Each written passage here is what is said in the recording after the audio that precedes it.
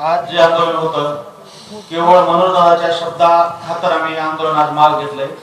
आम्ही रात्री सुद्धा ज्यावेळेस हे आंदोलन करायचं ठरवलं होतं त्यावेळेस इथले जे PI आहेत त्यांना विनंती केली होती की तुमच्या हातामध्ये कुठलीच गोष्ट नाही, तुम्ही तुमचे वरिष्ठ अधिकारी कलेक्टर साहेब असतील किंवा SP साहेब असतील किंवा CIDचे SP असतील त्यांना इथं समोर आणा. नेमकं तुम्ही काय करायला, तुम्ही कुठल्या दिशेने तपास करायला ह्याची माहिती फक्त त्याच्या कुटुंबातल्या एका व्यक्तीला द्या, म्हणजे जेणेकरून आमचं समाधान होईल किंवा तपास योग्य व्हायला. आज 34 दिवस झाले तपास नेमकं ह्याच प्रकरणात तपास करलेत का काय करलेत हे सुद्धा आम्हाला आजपर्यंत माहीत झालं नाही. आम्ही मनोज दादाच्या शब्दाला आम्ही आज मान देऊन आम्ही हे आंदोलन आज स्थगित केलंय. परंतु उद्या सकाळी 10 वाजेपर्यंत दादाच्या समक्ष सांगतो, 10 वाजेपर्यंत जर ज्या मागण्या गावकऱ्यांना किंवा धनंजय देशमुखनं केल्या त्या जर मागण्या पूर्ण नाही झाल्या उद्या ब्रह्मदेव आला तरी आम्ही गावकरी थांबणार नाहीत. आज तर एक टावर होतं, उद्या आम्ही अख्खे गावकरी सगळेजण स्वतःच्या अंगावर पेट्रोल ओतून फुकून देणार आहेत. गावात सगळं आम्ही आळा मारून ते ज्यांना द्यायचंय प्रशासनाला त्याच्या नावावर करून देऊ द्या.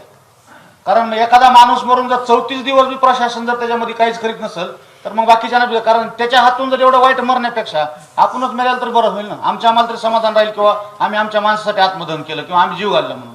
त्याच्यामुळे आमचं जर आम्हाला संध्याकाळी किंवा उद्या सकाळी 10 वाजेपर्यंत जर प्रशासनाकडून सकारात्मक भूमिका जर आली तर आम्ही आंदोलन स्थगित करतो, नाहीतर आम्ही आंदोलनावर ठाम आहेत गावकरी.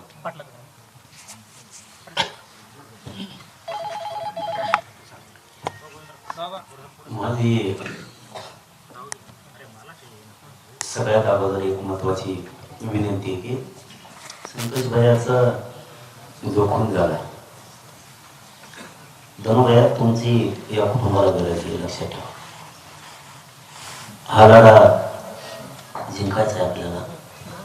आम्ही सगळे सोबतच आहे, पण तुम्ही या टप्प्याचा निर्णय घेऊ नये म्हणून आम्ही दावत करतो. हे बघा, ज्यावेळेस कळालं ना त्यावेळेस काळजाचं पाणी पाणी झालं. ज्यावेळेस ती ब्रेकिंग आली की आत्महत्या करणार, हे म्हणजे हे साधं नव्हतं. त्यामुळे तुम्हाला कुटुंब आहे, भावाला न्याय पण द्यायचा आहे.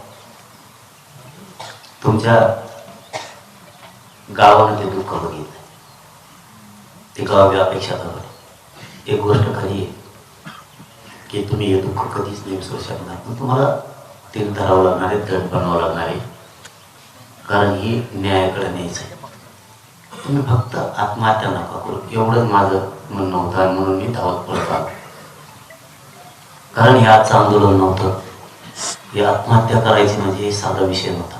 सगळं राज्य ढवळून निघाले, पुरं राज्य एकदम रोषात आलंय. कारण शेवटी त्याने भाऊ गमावलाय, त्याचा भाऊ न्यायासाठी फिरतोय आणि त्याच्यावर आत्महत्या करायची जर वेळ आली तर ही राज्याला कानाला ऐकावी सुद्धा वाटत नाही अशी आजची घटना आहे. हे साधा सोपा विषय नाही. एखादं आंदोलन असतं ठीक आहे, ज्यावेळेस आत्महत्या हा शब्द येतो त्यावेळेस पायाखालची सगळी जमीन सरकून जाते.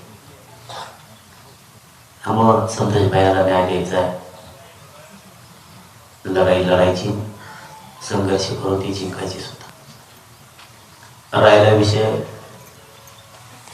धनंजय भैयाने आणि त्या देशमुख भैयाच्या कुटुंबियांनी केलेल्या मागण्याच्या बाबत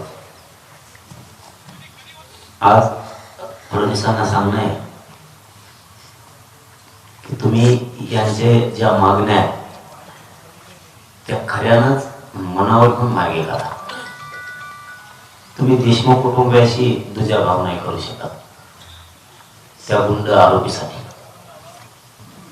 कारण तुम्ही आरोपी नाही सांभाळू शकत. तुम्हाला देशमुख कुटुंबीय सांभाळायला लागेल, त्यांच्यावर झालेला अन्याय त्याला वाचत पडावे लागत आहे. याला मुख्यमंत्री मानला जातो. मुख्यमंत्र्यांनी गुंडाच्या टोळीला संरक्षणाची भिंत घालणं ही योग्य भूमिका नाही. मुख्यमंत्र्यांनी विधानसभेत अनेक धनंजय कुटुंबीय भेटलं त्यावेळेस त्यांनी शब्द दिला की खंडणीतले आणि खुनातले हे आरोपी एकच आहे, त्यांना कुणाला सोडलं जाणार. म्हणून देशमुख कुटुंबियांनी विश्वास ठेवला आणि त्याच विश्वासावरती मराठा समाज राज्यातला शांत आहे. त्याच शब्दावर माझं जाहीरपणानं मुख्यमंत्र्यांना म्हणणं आहे, आता खाली म्हणून उपयोग नाही राहिला. बहुतेक खालच्या तपास यंत्रणेचे हात बांधलेत की काय अशी शंका आताच यायला लागली. त्यामुळे आता ही सगळी सर्वस्वी जबाबदारी आता मुख्यमंत्र्यावर टाकावी लागणार आहे. इथून पुढचे सगळे यश अपयश दोष हे मुख्यमंत्र्याकडेच राहणार आहे. बहुतेक तपास यंत्रणेचे यांनी हात बांधलेत की काय अशी शंका 100% येते. म्हणून यांना माहिती पाहिजे तपासाच्या संदर्भातली, ती त्यांना पूर्ण SIT कडून, CID कडून आणि पोलीस प्रशासनाकडून अजून देण्यात यावी. नंबर 2चा मुद्दा त्यांचा की जे खंडणीतले आरोपी आहेत, कारण खंडणीमुळेच खून झालेला आहे. कारण हा काय उलटा प्रकार नाहीये, हे सरळ सरळ विषय. आणि तुम्ही तर मुख्यमंत्री आहे, जर सामान्य शेतकऱ्यांना हा विषय कळतो की पैशाची मागणी केली, खंडणीची मागणी केली म्हणून खून केला, हे जर सर्वसामान्य शेतकऱ्याला कळतं, तर तुम्ही अनेक वर्षापासून प्रशासनाच्या अनुभवातले मुख्यमंत्री आहे, तुम्हाला जर एवढी गोष्ट कळत नसली की खंडणीमुळेच खून झालाय, खंडणीतल्या आरोपीला सुद्धा 302 मध्ये घेऊन मोका लावला पाहिजे. तुम्ही जर त्याला मोकळं सोडणार असाल तर कुटुंब धीर सोडणार नाही तर काय करणार? कुटुंब दुसरं काय करणार?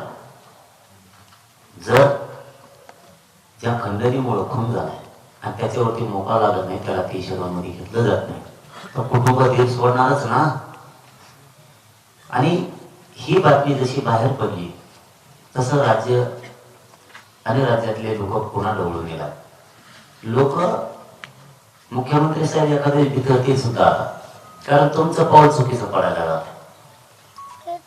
जोपर्यंत तुमचं पाऊल चुकीचं पडत नव्हतं तोपर्यंत हा समाजही शांत होता आणि कुटुंब पण शांत होत.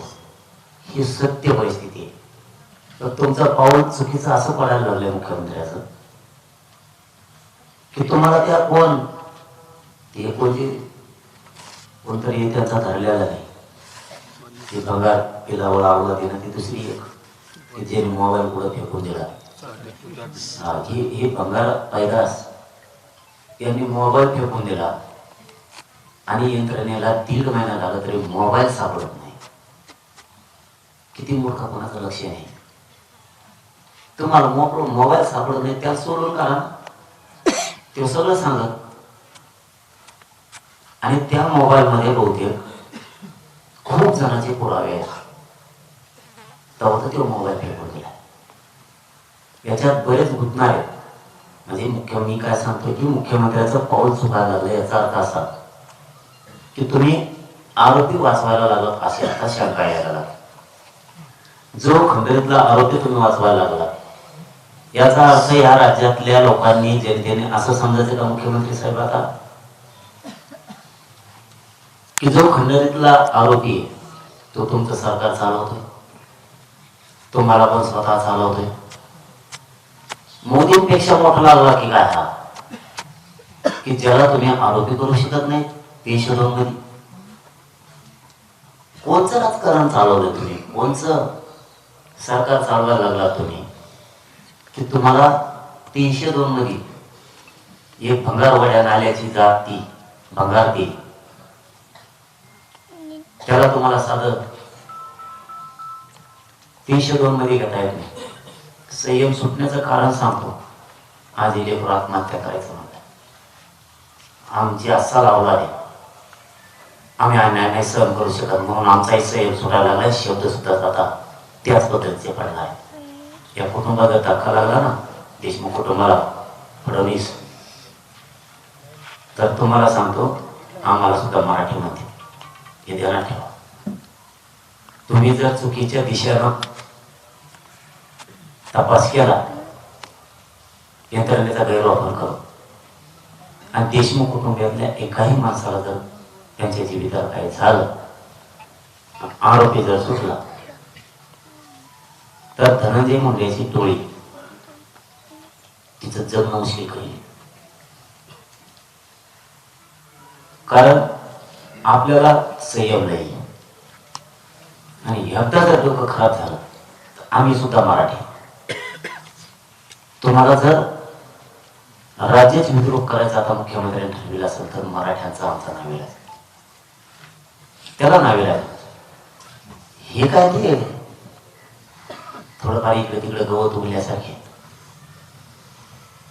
एकदा जर आमचा संयम सुटला तर अवघड होणार. कारण तुमची मगरुरी माज आणि मस्ती हे जगवायचं काम सरकारचं असतं, फडणवीसांचं असतं. ते जर कुटुंबाला गोड बोलून मुंबईला बोलवून घेत आहेत, आश्वासन देत आहेत, शब्द देत आहेत, आणि ते जर पुरं करत नाहीत, म्हणजे तुम्ही गोड बोलून असं करायला लागले की कुटुंबालाही बोलायचं. आणि त्या भंगार पिलावळी म्हणजे ते आरोपी ह्या सगळ्या पिलावळीला सोडायचा आता प्रयोग नाही करायला लागले. एकीकडून तुम्ही कुटुंबाला विश्वासात घ्या, त्याच्याशी दगापाटका करणार आणि पुढे चालून असं तर म्हणणार नाहीत ना बहुतेक मुख्यमंत्री आम्ही तपास केला तर तो तपासात आढळून नाही आला, सोडून देणार. इथं प्रक्रिया नाही चालली बोलवून, अशी शंका फडणवीस साहेब आता यायला लागला 100%. कारण तुम्ही मुंबईला त्यांना बोलवलंय. खरं तर दुःखाच्या ठिकाणी जायची प्रथा आहे या राज्याची, सांत्वन करायची. ते दुर्दैव म्हणायचं मराठ्यांचं, गरीबाचं नाविलाज मराठ्यांवरती कायमच अशा चाली झालेल्या कायमच. त्याच्यामुळे तरीही मुख्यमंत्री चांगला माणूस आहे, न्याय देईल म्हणून कुटुंब आपल्या स्वतःचं भावाचं रक्त सांडलं, हत्या झाली, तरी डोळे पुशीत पुशीत पुशीत पुशीत कुटुंब न्यायासाठी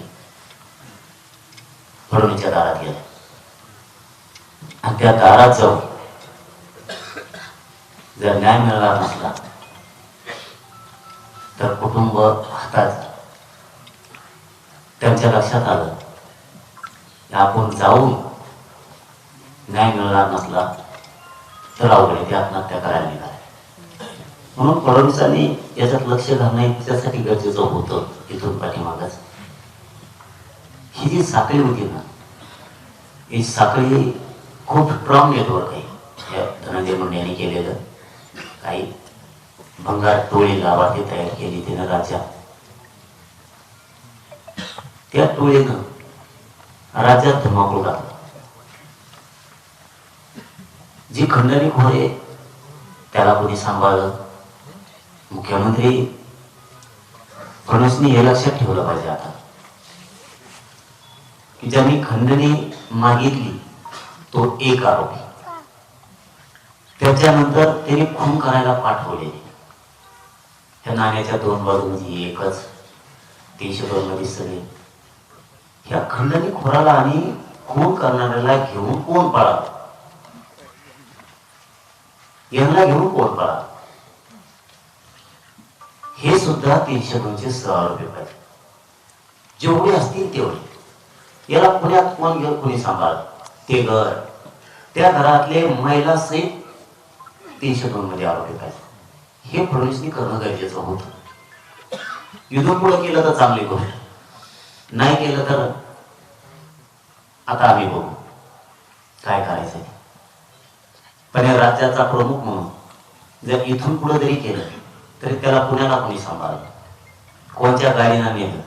मला तर ती आपल्या चॅनलवर गाडी दिसली, तिला चापवत नाही सडन का काय फडणवीस आहे मळण का काय गाडी ती तुमच्या वॉशिंग सेंटर वर नेऊन धुवाला का काय तुम्हाला.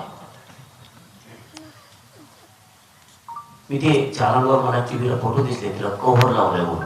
आरोपीच्या गाडीला कव्हर खराब होऊ द्यायचा नाही काय काचा द्यायचा. तिथला PSI PI खूप काळजी घेतो वाटतं गाडी. वारे फडणवीस आरोपीच्या गाड्याला पांघरून घालताय तुम्ही. मग येता येता त्या खंडणीतल्या आरोपीला खुनातल्या आरोपीला कपडे घेतले होते का काय बाहेर येताना कपडे अंगात नवीन होते त्यांच्या, तुम्ही घेतले काय होते.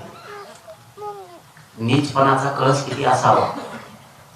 आणि राज्य कसं चालवावं, किमान तुम्हाला या हत्याचा तरी रोष असायला पाहिजे होता. त्या खंडणीतल्या आणि खुनातल्या आरोपीला कोणी सांभाळलं पुण्यात, तो गाडीवाला कुठे हे मध्ये टाकणं कुटुंब म्हणताक्षरी गरजेचं होतं. त्याला म्हणते मुख्यमंत्री फडणवीस साहेबांनी तातडीनं रिस्पॉन्स दिला आणि अन्यायग्रस्त कुटुंबाच्या बाजूने उभा राहिले असं राज्य म्हणलं असतं. फडणवीसच्या नावाने टाळ्या वाजल्या असत्या लोकांनी. याला गुजरातला कोण घेऊन गेलं, कुठं ते कोणत्या देवाच्या पाय पडतो, पाय तुला पडतोय वाटतं, बस मला वाटतं काढला का बहुतेक ते मुक्त स्वामी वळी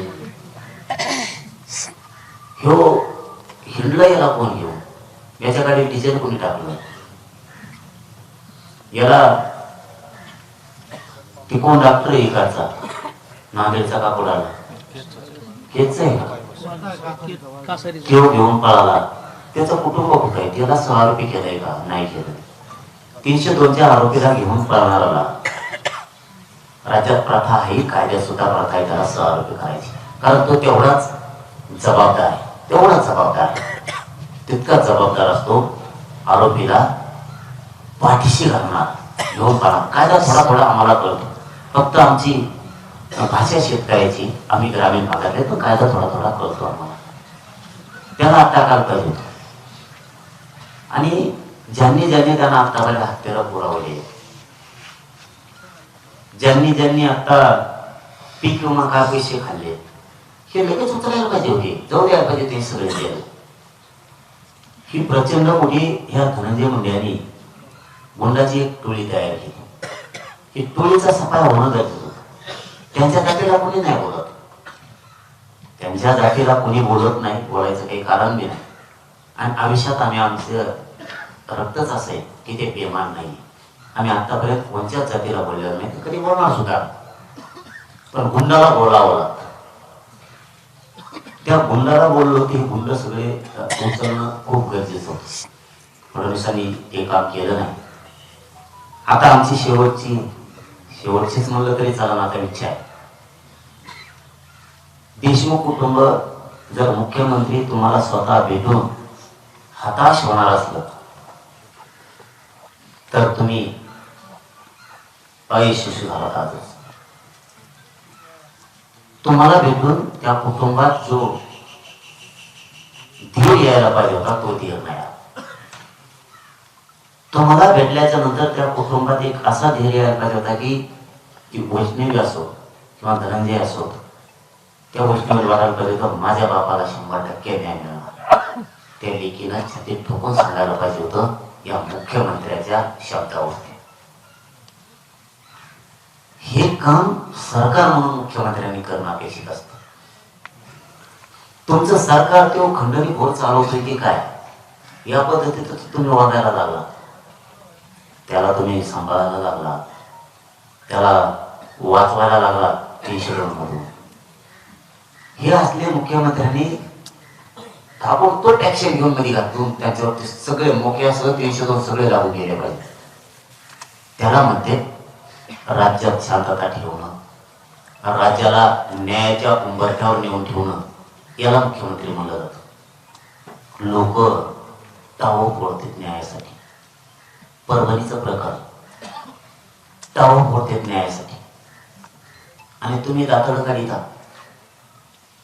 तुम्ही हसण्यावर नेता मुख्यमंत्री असून सरकार असून कोणती मार्गाने गाजवायला लागले मुख्यमंत्री तुम्ही. एक तुमच्या राज्यातल्या आदर्श सरपंचाचा खूप झाला, मुद्दा पडला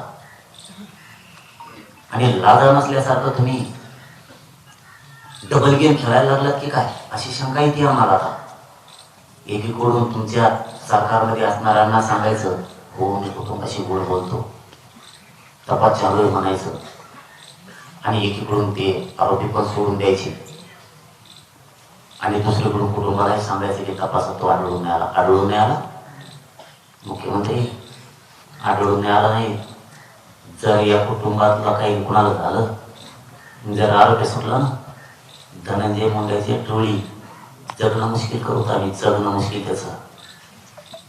तुम्हालाही सोपं जाऊ देणार नाहीत मुख्यमंत्री. आम्ही राज्य एका बंद पडून टाकी तुम्ही आमचा संयम सुटून देऊ नका.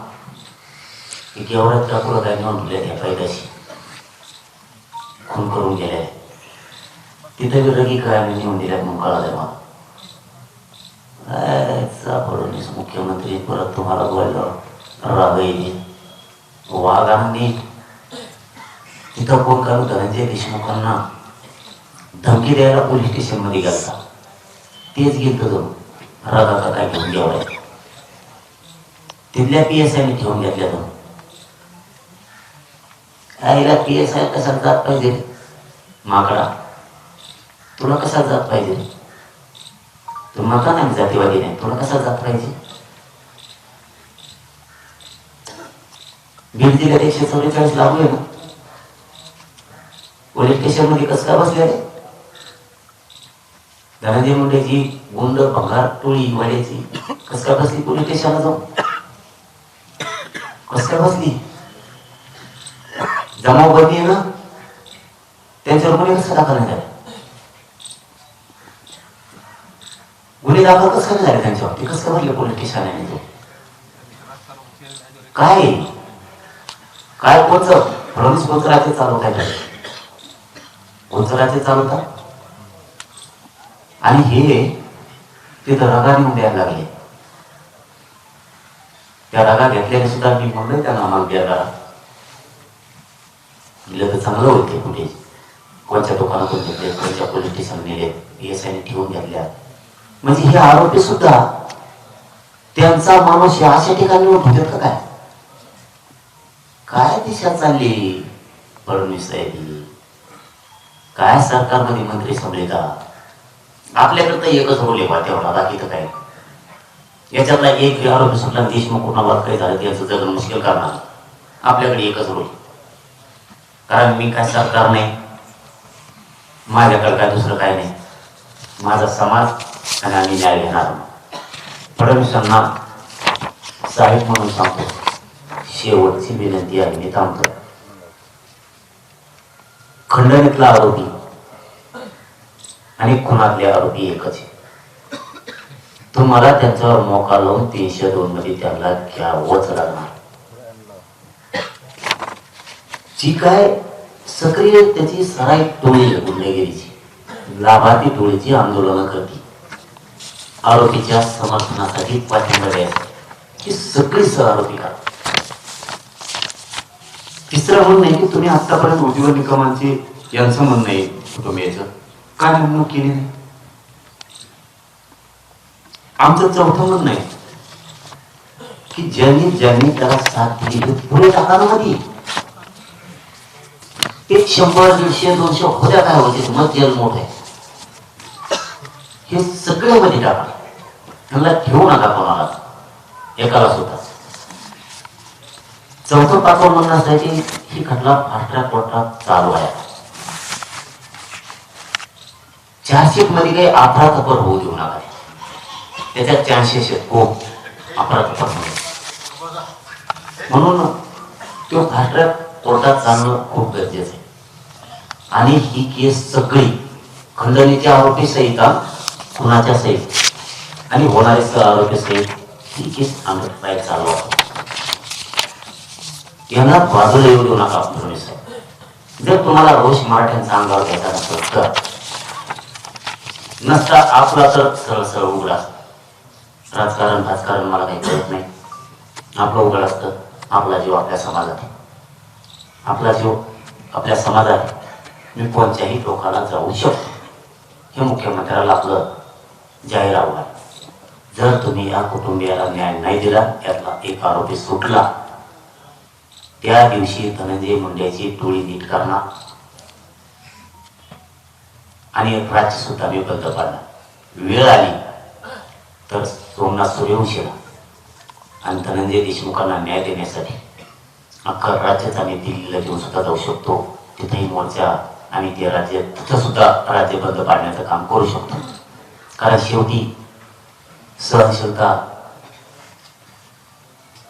किती दिवस ठेवायची हे पण आमच्या पुढे आता प्रश्न पडायला लागला. तर माणसंच आमच्या मारायला लागले आणि मारणारे वाचायला लागले तर राज्यात जर उलट चालणार असलं तर आम्ही उलट चालतो. याच्यात आम्हाला का दोष द्यावा देणारा? खून होणाऱ्याला न्याय मिळाला पाहिजे, तर खून करणाऱ्याला न्याय मिळायला लागलाय फडणवीसांच्या सरकारमध्ये.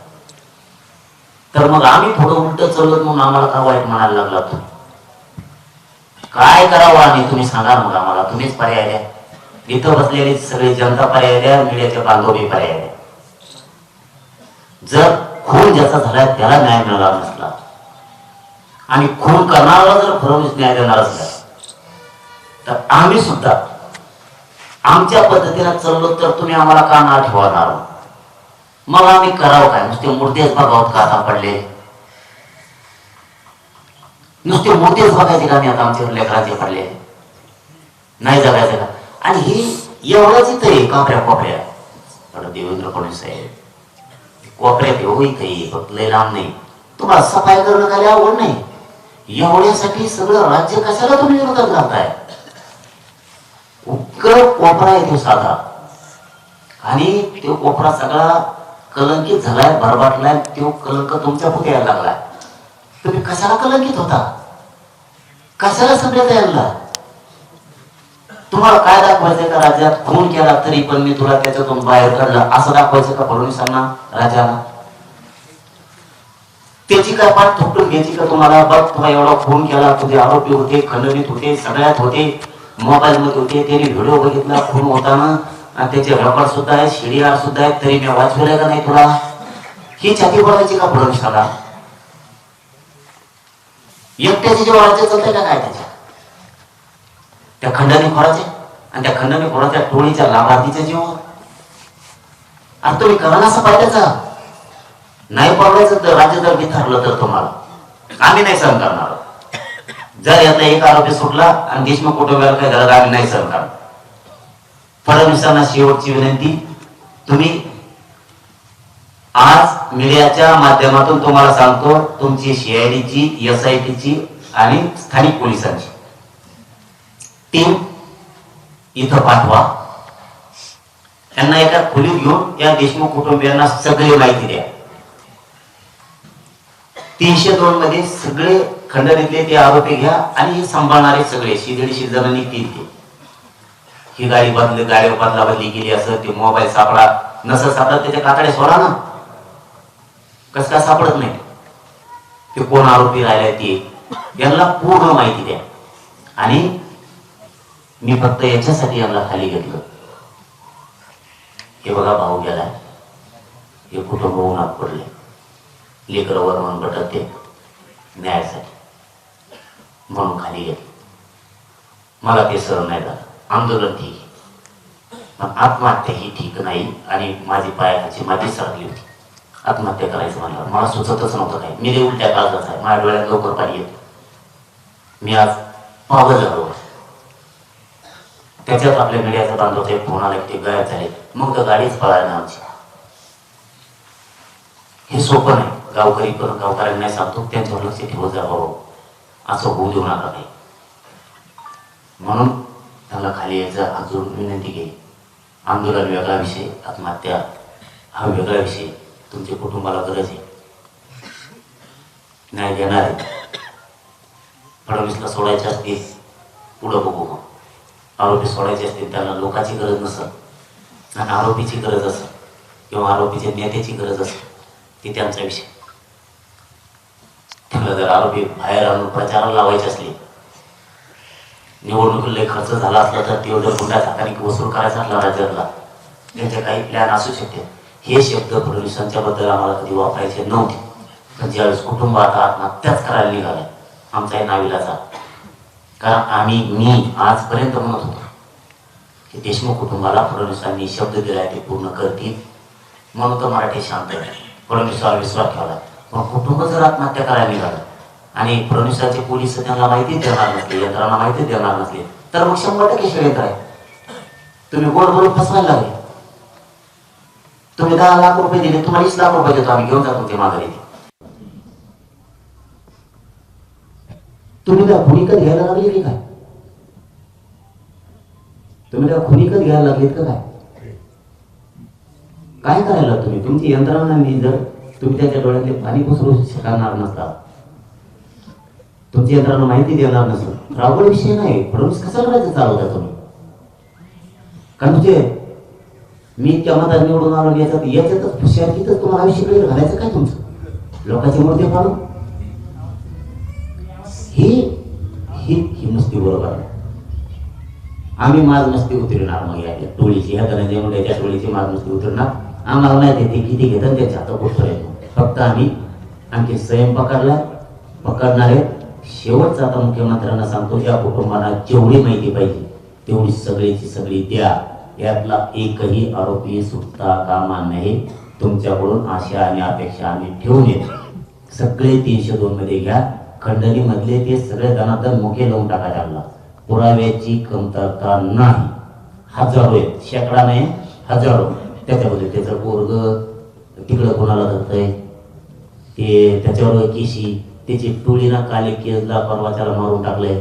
त्याच्यानंतर त्या कळममध्ये मारून टाकलंय एक जण. त्याची टोळी जर फडणवीसनी गप नाही बसली तर जनता गप बसली. मग नाविलाज आहे, नाविलाज. तुम्ही हे इतके पुरावे आहेत, एवढे पुरावे असून तुम्ही त्याला 302 मध्ये घेत नाहीत म्हणजे फडणवीसच दोषी ठरणार. आम्ही दुसऱ्याला दोषी ठरवणार नाही. जर तुम्ही याला 302 मध्ये घेतलं नाही, याला मुक्यात टाकलं नाही, त्याची सांभाळणारी टीम जर मध्ये टाकली नाही तर दोषी आम्ही तुम्हाला ठरणार. तुमच्याकडून अपेक्षा ठेवून येत, त्या अपेक्षेचा मुख्यमंत्री साहेब भंग होऊ देऊ नका. आणि SP साहेबांना सांगतो, इथं जर असतील तर तुमची टीम बोलवून त्यांना इथंच सगळी त्यांच्या एका खोलीत घरात माहिती कुटुंबाला द्या. ABP माझा, उघडा डोळे बघा नीट.